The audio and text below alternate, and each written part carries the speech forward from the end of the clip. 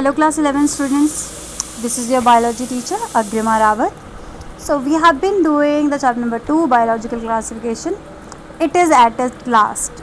Now the topics are at its last. So we have talked about all the classes that Whittaker have given in his 5 kingdom classification. Right, now a few things are left, we are going to talk about them. So they are here: viruses, viroids, lichen. Now what are they? Actually what happened, Whittaker have explained the 5 kingdom classification, but they have not mentioned a few organisms. Whittaker ने 5 kingdom classification तो दिया, but कुछ ए cellular organism, ए cellular का क्या मतलब है? वो organism जिनमें सेल प्रेजेंट नहीं है एक्चुअल में, जिनका स्ट्रक्चर सेल से बना नहीं हुआ है, वायरसेस, वायरॉइड्स, ठीक है, दो ये ऑर्गेनिज्म है. इसके अलावा लाइकन, लाइकन ए सेलुलर नहीं है, lichen is different, I will explain it to you later. ठीक है, तो वायरसेस, वायरॉइड्स ये ए सेलुलर ऑर्गेनिजम्स हैं. इनके बारे में ये 5 किंगडम क्लासिफिकेशन विटेकर ने जब एक्सप्लेन किया तो he have not mention them. So now in this chapter हम लास्ट में इस चैप्टर में इनके बारे में थोड़ा सा पढ़ेंगे. In this video we are going to discuss about the viruses. Okay, so let us see what virus is. Okay, so you would have heard about a disease that is called as common cold, flu, common cold, flu. These are few diseases that are not caused by bacteria or anything like that. They are caused by viruses.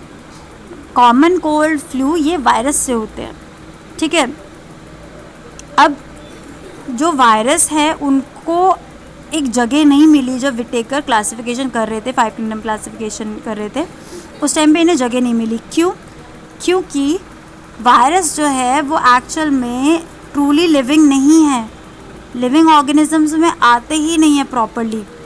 ठीक है, इनकी बहुत सारी ऐसी characteristics हैं जो इन्हें living जैसा दिखाती हैं, बट बहुत सारी कैरेक्टरिस्टिक्स ऐसी हैं जो इन्हें नॉन लिविंग की तरह दर्शाती हैं.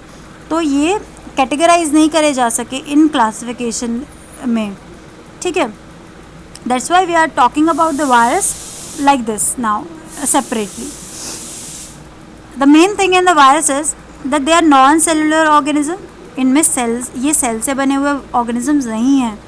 ठीक है, जैसे हमने नॉर्मल सेल स्ट्रक्चर पढ़ा था कि लिविंग ऑर्गेनिज्म का जो फंडामेंटल बेस है दैट इज़ वायरस, वो इसमें नहीं होता. Sorry, the fundamental base of the organism is cell. Sorry, हाँ, तो एक्चुअली वायरस में फंडामेंटल जो बेस स्ट्रक्चर है वो वायरस में सेल नहीं है. ठीक है, इसलिए इन्हें नॉन सेलुलर ऑर्गेनिजम्स कहा गया. Okay, next thing is they are having inert crystalline structure outside the living cell. जो भी किसी लिविंग सेल के बाहर रहते हैं, अब लिविंग सेल के अंदर और बाहर रहने का क्या मतलब है? वायरस एक पैरासाइट की तरह काम करता है. मैंने आपको बताया था पैरासाइट क्या होता है, जो दूसरे लिविंग ऑर्गेनिज्म के ऊपर रहकर उससे खाना लेते हैं. सॉरी, तो जो वायरसेस होते हैं ये लिविंग ऑर्गेनिज्म के जब बाहर रहते हैं, ये पैरासाइट हैं तो लिविंग ऑर्गेनिज्म के जब बाहर रहते हैं तो ये इनर्ट क्रिस्टलाइन स्ट्रक्चर की तरह रहते हैं. इनर्ट का मतलब समझ लेते हैं. इनर्ट का मतलब होता है इनएक्टिव. ठीक है, इनर्ट का मतलब है इनएक्टिव, मतलब कोई एक्टिविटी शो ना करना. जब लिविंग ऑर्गेनिज्म के बाहर रहेंगे तो कोई एक्टिविटी शो नहीं करते. और क्रिस्टलाइन होते हैं. क्रिस्टलाइन जैसे कि आपने आइस क्रिस्टल्स देखे होंगे, शुगर के क्रिस्टल्स देखे होंगे, उस तरह के स्ट्रक्चर इनका दिखाई देता है. ठीक है, इनएक्टिव है, कोई लिविंग की तरह बिहेव ही नहीं कर रहे. अगर आप कोई भी स्टिमुलस इसे देंगे, कोई भी आप इसे हिलाएंगे या इसको कोई स्टिमुलस प्रोवाइड करेंगे तो ये रिस्पॉन्ड नहीं करेगा. और जबकि हमने लिविंग ऑर्गेनिज्म फर्स्ट चैप्टर में हमने ये पढ़ा था, लिविंग ऑर्गेनिज्म की कुछ पर्टिकुलर करेक्टरिस्टिक्स है. कॉन्शियसनेस होनी चाहिए, स्टिमुलस देते वक्त रिस्पॉन्स करना चाहिए. ठीक है, तो ये चीज़ें इसमें नहीं देखने को मिलती. Okay, now once they infect a cell, Once they infect a cell, they take over the machinery of the host cell to replicate themselves, killing the host. Would you call virus living or non-living? अब इस sentence का क्या मतलब है ये समझेंगे. जब ये एक किसी सेल को, मतलब लिविंग सेल को, ठीक है, इन्फेक्ट करते हैं. इन्फेक्ट करने का मतलब उसके अंदर चले जाते हैं, तो ये उस सेल की या उस लिविंग ऑर्गेनिज्म को क्या बोलेंगे हम? होस्ट कहेंगे. अच्छा, होस्ट का मतलब मैं आपको थोड़ा सा इस तरह समझाती हूँ. आपके घर में गेस्ट आते हैं, ठीक है, वो गेस्ट है, मेहमान है, गेस्ट हैं, ठीक है, आपके घर में आए, आप क्या होंगे? होस्ट. जो खातिरदारी करने वाला है उसे कहते हैं होस्ट, ठीक है. तो यहाँ पे वायरस जो है किसी लिविंग ऑर्गेनिज्म के अंदर जा रहा है, तो वो लिविंग ऑर्गेनिज्म क्या हो गया? होस्ट हो गया, या उसे हम बोलेंगे होस्ट सेल, ठीक है. क्या बोलेंगे उसे? Host cell. तो वायरस क्या करता है? उस लिविंग होस्ट सेल के अंदर जाता है और उसके अंदर उसकी मशीनरी को यूज़ करता है. मतलब उसके जो अंदर जो अपने आप को रेप्लिकेट करने के, रेप्लिकेट कर मतलब अपने आप को मल्टीप्लाई करने के जो तरीके हैं उसको यूज़ करता है अपने आप को मल्टीप्लाई करने के लिए वायरस, ठीक है. मतलब मान लिया ये वायरस किसी बैक्टीरिया के अंदर घुस गया, ठीक है, और वो बैक्टीरिया तो मल्टीप्लाई करता है ना अपने आप. बहुत तरीके हैं उनके पास मल्टीप्लाई करने के. अब ये वायरस क्या करता है? उसके अंदर घुस जाता है और अपने आप को मल्टीप्लाई कर देता है, मतलब नंबर्स में बढ़ा देता है. जब तक वायरस बाहर रहता है किसी लिविंग सेल के, जब तक उसे लिविंग एनवायरनमेंट नहीं मिलता, तब तक वो मरे हुए की तरह बिहेव करता है. बट जैसे ही वो लिविंग सेल के अंदर जाता है, वो अपने आप को एकदम जल्दी जल्दी से रिप्रोड्यूस करने लगता है. क्यों कर रहा है? ताकि अपने जनरेशन को आगे बढ़ा सके. हर लिविंग ऑर्गेनिज्म का एक मोटिव होता है कि वो अपनी जनरेशन को आगे बढ़ा सके, इसलिए रिप्रोडक्शन करता है.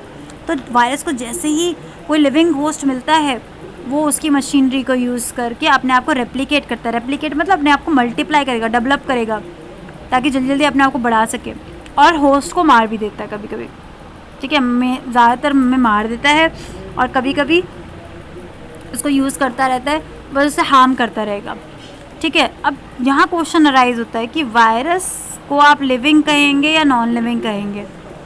अब इन सब चीज़ों को देख के हम क्या बोल सकते हैं वायरस के लिए? तो यहाँ पे बहुत इम्पॉर्टेंट चीज़ आती है कि वायरस के अंदर कुछ लिविंग कैरेक्टर्स भी हैं, कुछ नॉन लिविंग कैरेक्टर्स भी हैं. हम दोनों के बारे में डिस्कस करते हैं.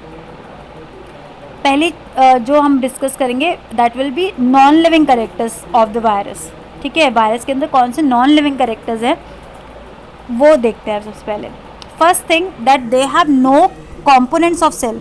इसके पास सेल के कोई भी कंपोनेंट्स नहीं है. हमने सेल का पूरा एक स्ट्रक्चर पढ़ रखा है, सेल मेम्ब्रेन पढ़ रखी है, उसके अंदर न्यूक्लियस होगा, प्रॉपर न्यूक्लियर मेम्ब्रेन होगी, अलग अलग ऑर्गेनल्स होंगे. वो कोई भी कंपोनेंट इस वायरस के अंदर नहीं मिलता, सेल मेम्ब्रेन तक नहीं मिलती, ठीक है. तो ये हम एक पहला कैरेक्टर हो गया. Second, it is inert. ये इनर्ट होता है, मतलब इनएक्टिव होता है. आप इसे कोई स्टिमुलस देंगे तो ये रिएक्ट ही नहीं करेगा, ठीक है.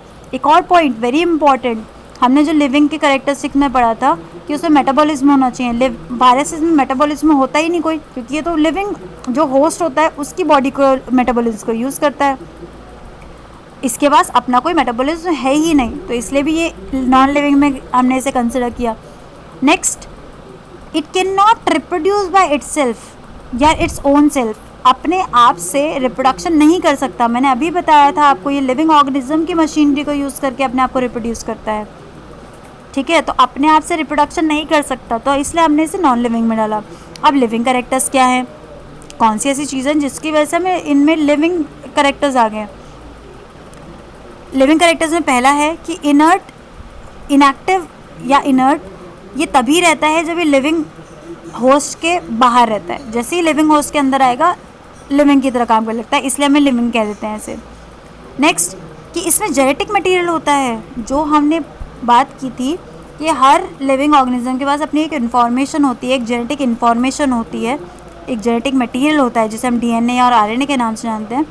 वो इन वायरसेस में होता है, तो इसलिए इसे लिविंग वाले कैरेक्टरिस्टिक में लेते हैं, ठीक है. नेक्स्ट, जैसे ही ये लिविंग होस्ट के अंदर आता है, ये रिप्रोडक्शन स्टार्ट कर देता है. तो ये कुछ चीज़ें होगी. दोनों पॉइंट्स रिप्रोडक्शन वाला, तो दोनों पॉइंट्स ये आपके इसमें आए हैं, है ना, इनर्ट वाला भी दोनों पॉइंट्स लिविंग और नॉन लिविंग दोनों में आ रहे हैं, ठीक है।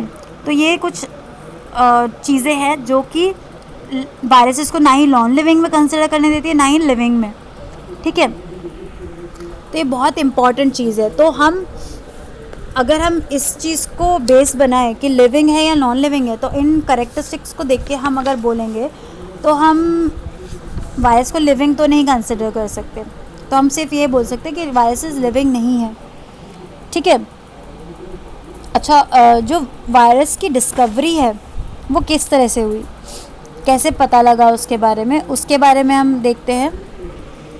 तो यहाँ पे आप इस पैराग्राफ में देखिए, द नेम वायरस, जो नाम वायरस दिया था उसका मतलब होता है वेनम या पॉइजनस फ्लूइड। वेनम मतलब पॉइजन को कहते हैं। तो पॉइजनस फ्लूइड, ये नाम किसने दिया था? पास्चर, डीजे इवानोस्की, ठीक है। 1892 में इन्होंने नाम दिया वायरस, ठीक है। क्यों? क्योंकि वेनम और पॉइजनस फ्लूइड से इन्होंने रिलेट किया इसे। इन्होंने कहाँ देखा इसे?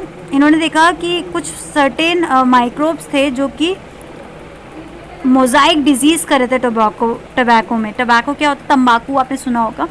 वो एक पेड़ होता है, उसमें मोज़ाइक डिजीज़ ये कॉज कर रहे थे कुछ ऑर्गेनिज्म। तो उन्होंने जब उसके बारे में रिसर्च करनी स्टार्ट करी तो उन्होंने देखा कि वो छोटे होते हैं बैक्टीरिया से।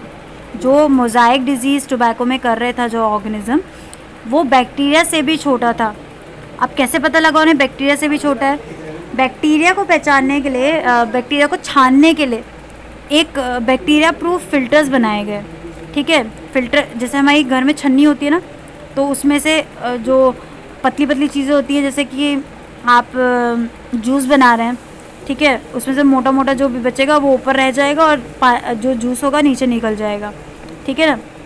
वैसे ये बैक्टीरिया प्रूफ फिल्टर बनाया गया जिसमें अगर आप छानेंगे तो बैक्टीरिया छन्नी में रुक जाते हैं और सारी चीज़ें नीचे चली जाती हैं, ठीक है। अब जब उसी छन्नी में से इस ऑर्गेनिज्म को छाना गया तो वो उस छन्नी से पार हो गया, मतलब उस फ्लूइड में चला गया नीचे, ठीक है। तो उन्हें पता चला कि बैक्टीरिया से भी छोटे हैं, तो बैक्टीरिया तो शायद नहीं हो सकते। उसके बाद M.W. बेंजरनिक 1898 में इन्होंने दिखाया, डेमोन्स्ट्रेट करके दिखाया, ठीक है, अच्छी तरह से पता लगाया इन्होंने कि जो इन्फेक्टेड प्लांट्स है टोबैको का, वो इन्फेक्शन कर सकता है एक हेल्दी प्लांट को भी। मतलब एक कोई टोबैको प्लांट है, उसको इन्फेक्शन हो गया, उसको बीमारी हो गई है, ठीक है, वो उस प्लांट का जो एक्सट्रैक्ट है, अगर आप उसमें से निकाल लें, वो जो ऑर्गेनिज्म बीमारी कर रहा है उसको आप निकाल लें उसमें से, और दूसरे हेल्दी प्लांट में अगर आप डाल दोगे तो ये दूसरे प्लांट को भी बीमारी कर देगा। तो ऐसे उसे क्या कहते हैं, जैसे बीमारियाँ आपने 9th क्लास में पढ़ा होगा, कुछ बीमारियाँ ऐसी होती हैं जो एक से दूसरे ऑर्गेनिज्म को फैल जाती है, इन्हें इन्फेक्शियस डिजीज़ कहा जाता है ना, या तो कंटेजियस डिजीज़ बोल देते हैं। तो उन्होंने इस फ्लूइड को या इस एक्सट्रैक्ट को इन्होंने भी क्या बोला? कंटेजियन वाइवम फ्लूइडम, मतलब लिविंग इन्फेक्शियस लिविंग फ्लूइड। मतलब ऐसा वो इन्फेक्टेड प्लांट में से जो एक्सट्रैक्ट निकाला उन्होंने उसे कहा, क्या कहा? Infectious living fluid. मतलब ये ऐसा फ्लूइड है जो कि दूसरे हेल्दी प्लांट्स को भी डिजीज़ करवा सकता है, इन्फेक्शन दे सकता है, ठीक है। ये डेमोन्स्ट्रेट किसने किया? बेंजरनिक ने, ठीक है। उसके बाद एक और साइंटिस्ट ने इस पे काम किया, W.M. स्टैनले, 1935 में। 1898 के बाद 1935 में स्टैनले ने वर्क करा और उन्होंने दिखाया कि वायरस जो है वो क्रिस्टलाइज किए जा सकते हैं। और वो क्रिस्टल्स किस चीज़ के होते हैं? प्रोटीन के। मतलब वायरस में बहुत ही मेजर पार्ट प्रोटीन का होता है जो कि क्रिस्टल फॉर्म में रहता है। जैसे क्रिस्टल मैंने आपको बता दिया, जैसे आइस क्रिस्टल्स होते हैं या फिर शुगर जो होती है वो क्रिस्टल फॉर्म में होती है, ठीक है, उसी तरह के। और ये अपने स्पेसिफिक होस्ट सेल के बाहर इनर्ट होते हैं, मतलब इनएक्टिव होते हैं। और वायरस क्या होते हैं? ऑब्लिगेट पैरासाइट होते हैं। ऑब्लिगेट पैरासाइट मैंने पहले भी बताया था आपको। पैरासाइट जो लिविंग ऑर्गेनिज्म के ऊपर रहता है, किसी होस्ट के ऊपर रहता है। ऑब्लिगेट उसे कहेंगे जिसका होस्ट के बिना गुजारा ही नहीं चलेगा। अगर होस्ट नहीं मिला तो इसकी ज़िंदगी बेकार है, ठीक है, इसलिए इसे ऑब्लिगेट पैरासाइट कहेंगे। क्योंकि मैंने बताया आपको, वायरस तो अपने लिविंग होस्ट के बिना तो कुछ नहीं है, वो तो मरा हुआ जैसा बिहेव करता है। ठीक है, तो ये सब किसने बताया? स्टैनली ने बताया वायरस के बारे में। ठीक है, उसके बाद जो और पता लगाया गया स्ट्रक्चर के बारे में। ठीक है, वायरस के स्ट्रक्चर के बारे में। यहाँ पे हम स्ट्रक्चर देखते हैं इसका। Can you see it? इसे बोलते हैं, ये जो स्ट्रक्चर आपको दिखाई दे रहा है इसे बोलते हैं बैक्टीरियोफाज। ठीक है, इसे क्या कहते हैं? बैक्टीरियोफाज। बैक्टीरियोफाज नाम क्यों रखा गया? ये एक वायरस है, बैक्टीरिया नहीं है। ठीक है, बैक्टीरियोफाज इज़ अ वायरस। इसका बैक्टीरिया जैसा नाम है। अब क्यों नाम है इसका मैं बताती हूँ। बैक्टीरियोफाज एक ऐसा ऑर्गेनिज्म है या एक ऐसा वायरस है जो कि बैक्टीरिया को इन्फेक्ट करता है। अच्छा, बैक्टीरियोफाज के बारे में एक बहुत ही इंटरेस्टिंग बात बताती हूँ आपको। गंगा रिवर जो हरिद्वार में हमारी बहती है, उसे बहुत ही पवित्र नदी कहा जाता है, होली रिवर कहा जाता है। क्यों कहा जाता है? आपको पता है इस बारे में क्यों कहा जाता है? पवित्र क्यों? क्योंकि पानी है इसलिए? नहीं, क्योंकि ये बोला जाता है कि इस गंगा के पानी को अगर आप बॉटल में लॉन्ग ड्यूरेशन तक रख भी दें तभी भी ये सड़ता नहीं है। ठीक है, सड़ता कैसे है पानी? उसमें बैक्टीरियाज वगैरह वो उसमें स्मेल क्रिएट कर देते हैं। नॉर्मल आप पानी रखोगे बॉटल वगैरह में स्टोर करके बहुत टाइम तक, और आप कंपेयर करेंगे गंगा के पानी से, तो गंगा का पानी ख़राब नहीं होता, उसमें स्मेल नहीं आती। नॉर्मल वाटर में स्मेल आने लगेगी। ऐसा क्यों होता है? क्योंकि गंगा के पानी में बोला जाता है कि बैक्टीरियोफाज प्रेजेंट होते हैं। ठीक है, बैक्टीरियोफाज किसमें प्रेजेंट होते हैं? गंगा के वाटर में ये प्रेजेंट होते हैं, जो कि बैक्टीरियाज वगैरह को पनपने नहीं देते और उसकी वजह से पानी ख़राब नहीं होता गंगा का। इसलिए गंगा को पवित्र कहा जाता है। तो रीज़न है, साइंटिफिक रीज़न। हर चीज़ हमारे यहाँ पे साइंटिफिक रीज़न के साथ आती है, और जो नहीं है वो उसका कहीं ना कहीं साइंटिफिक रीज़न हम ढूंढ नहीं पाए। ठीक है, तो चलिए अब स्ट्रक्चर देखते हैं। बैक्टीरियोफाज के स्ट्रक्चर से ही देख लेते हैं। जो बैक्टीरियोफाज है वो एक या बैक्टीरियोफाज हम ना कह के हम वायरस के बारे में बात करते हैं। सारे वायरसेस का स्ट्रक्चर की बात कर रहे हैं। ठीक है, वायरसेस जो होता है उनका स्ट्रक्चर न्यूक्लियोप्रोटीन कहा जाता है इसे। ठीक है, न्यूक्लियोप्रोटीन क्यों? देखिए, न्यूक्लियोप्रोटीन क्यों नाम आया? 1 मिनट। न्यूक्लियोप्रोटीन क्यों नाम आया? न्यूक्लियो और प्रोटीन दो अलग अलग टर्म्स आते हैं यहाँ पे। न्यूक्लियो न्यूक्लिक एसिड के लिए टर्म यूज़ होता है। न्यूक्लिक एसिड मतलब आपका जो जेनेटिक मटेरियल डीएनए, आरएनए, इनके लिए न्यूक्लियोप्रोटीन, न्यूक्लियो आपका वर्ड यूज़ हुआ। ठीक है, प्रोटीन क्यों यूज़ हुआ? जो आपका स्ट्रक्चर है वायरस का वो प्रोटीन से मेनली बना हुआ है, बाहर का स्ट्रक्चर, और अंदर से जेनेटिक मटेरियल जो कि न्यूक्लिक एसिड है या डीएनए, आरएनए वो प्रेजेंट है। ठीक है, इसलिए इसे न्यूक्लियोप्रोटीन कहा जाता है वायरस को। ठीक है, इतनी बात समझ आ गई? ठीक है, इसे क्लियर कर देते हैं। चलिए, इसे क्लियर कर दिया हमने। अब समझिए यहाँ पे जो ये बाहर का स्ट्रक्चर है, ये कुछ क्रिस्टल जैसा आपको स्ट्रक्चर दिखाई दे रहा है, जैसे हमारे शुगर के क्रिस्टल्स होते हैं वैसे ही इस स्ट्रक्चर को नाम दिया जाता है पॉलीहेड्रल।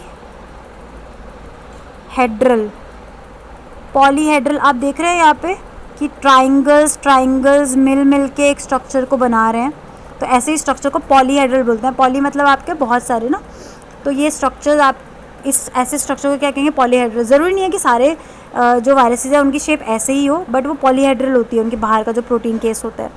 ठीक है, इतना समझने की चीज़ है ये स्ट्रक्चर को क्या कहेंगे? पॉलीहेड्रल। अच्छा, ये जो बाहर का इस स्ट्रक्चर को, ज्योमेट्रिकल फॉर्म को हम पॉलीहेड्रल बोल रहे हैं, बट ये जो बाहर का केस है इसे बोला जाता है कैप्सिड। जो बाहर का स्ट्रक्चर है इसे बोला जाता है कैप्सिड, और ये छोटे छोटे कैप्सोमियर से मिलकर बना है।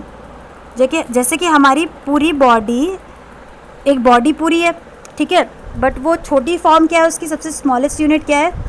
सेल है ना। वैसे ही कैप्सिड की सबसे छोटी यूनिट को बोला जाता है कैप्सोमियर। ठीक है, मैं आपको यहाँ दिखाती हूँ, यहाँ लिखा हुआ है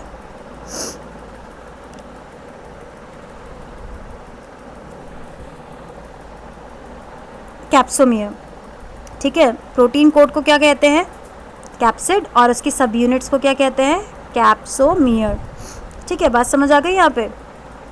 ठीक है, तो कैप्सोमियर बहुत सारे मिल के क्या बनाएंगे? कैप्सिड बनाएंगे। कैप्सिड क्या है? आपका प्रोटीन कोट है जो कि वायरस के अब इसका वर्क क्या है, वायरस के अंदर का जो जेनेटिक मटेरियल है उसे प्रोटेक्ट करके रखना, अंदर का सामान तो बचाना पड़ेगा ना। तो यहाँ पे सेल मेम्ब्रेन प्रेजेंट नहीं होती, यहाँ पे क्या प्रेजेंट होती है, कैप्सिड प्रेजेंट होती है प्रोटेक्शन देने के लिए। ठीक है, ठीक है, ओके। नाउ यहाँ पे इसके अंदर, अब मैं इसके अंदर तो आपको इस तरह से नहीं दिखा पाऊँगी, बट मान लेते हैं इसके अंदर ये जो स्ट्रक्चर है, ये जो कुछ इस तरह का स्ट्रक्चर है, उसके अंदर जेनेटिक मटेरियल प्रेजेंट होगा। अब जेनेटिक मटेरियल हर वायरस में अलग अलग होता है, कुछ वायरसेस में डीएनए मिलता है, कुछ में RNA as genetic material present होता है। अलग अलग वायरस, आपको अलग अलग वायरसेस में अलग अलग जेनेटिक मटेरियल मिलेगा। प्रोटीन कोड सब में होगा बाहर, जिसे हम कैप्सिड कहेंगे, और जो आपका अंदर जेनेटिक मटेरियल है वो डीएनए या फिर आरएनए हो सकता है वायरस के अंदर। ठीक है, तो ये है स्ट्रक्चर ऑफ वायरस। ठीक है, अगर हम नॉर्मली अगर आप सिर्फ इसके बारे में बात करें बैक्टीरियोफाज की, तो बैक्टीरियोफाज का जो ऊपर वाला आपको स्ट्रक्चर दिखाई दे रहा है, 1 मिनट,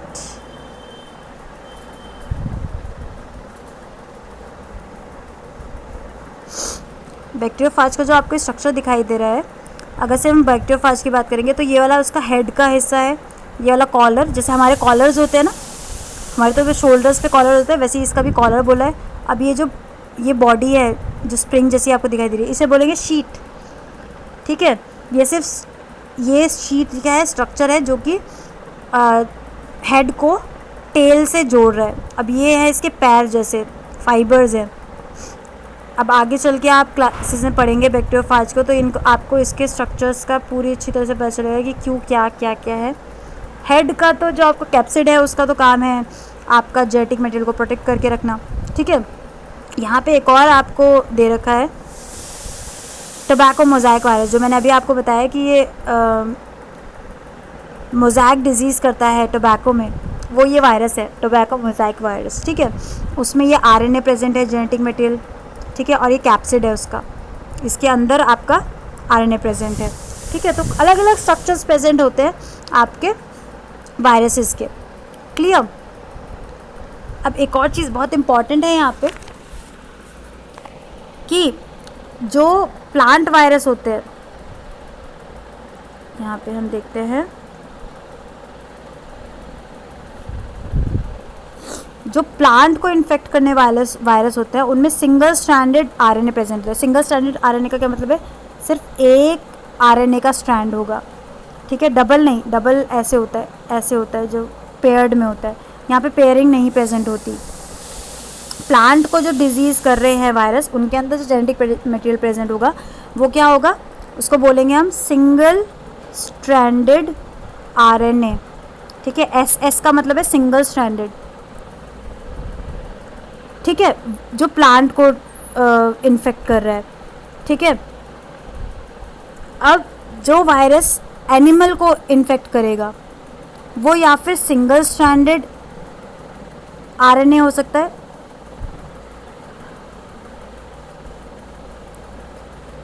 और in few it can be double stranded, double मतलब DS RNA।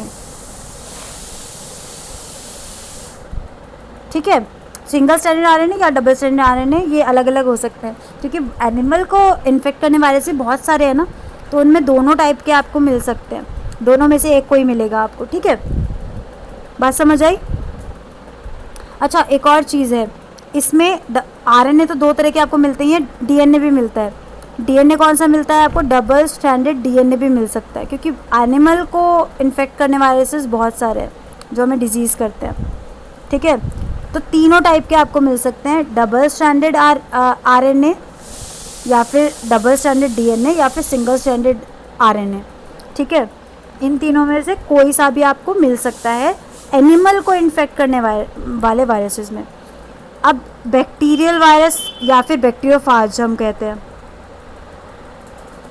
जो कि जो वायरसेस बैक्टीरिया को इन्फेक्ट करते हैं, उनमें क्या मिलता है आपको, डबल स्ट्रैंडेड डीएनए। ठीक है, बैक्टीरियोफाज के अंदर आपको क्या मिलेगा, डबल स्ट्रैंडेड डीएनए। ठीक है, बात समझ आई? तो ये चीज़ याद रखने वाली है। प्लांट वायरस जो होंगे उनमें सिंगल स्ट्रैंडेड आरएनए मिलता है, एनिमल वायरस जो होंगे उनमें डबल स्ट्रैंडेड डीएनए या फिर आरएनए या फिर सिंगल स्ट्रैंडेड आरएनए आपको मिलेगा। ठीक है, बैक्टीरियोफाज में आपको डबल स्ट्रैंडेड डीएनए देखने को मिलता है सब में। ठीक है, क्लियर अबाउट इट? तो ये था आपका वायरस के बारे में। अच्छा, इसमें थोड़ी बहुत और चीज़ें बता रखी है। जो ये वायरस होते हैं, ये मम्स होती है, यहाँ पे गले में फूल जाता है, आपके स्वेल हो जाता है। ठीक है, उसे मम्स कहते हैं। स्मॉल पॉक्स, हर्पीज़, इन्फ्लुएंजा ऐसी डिजीज़ करते हैं। एड्स भी वायरस के थ्रू होती है।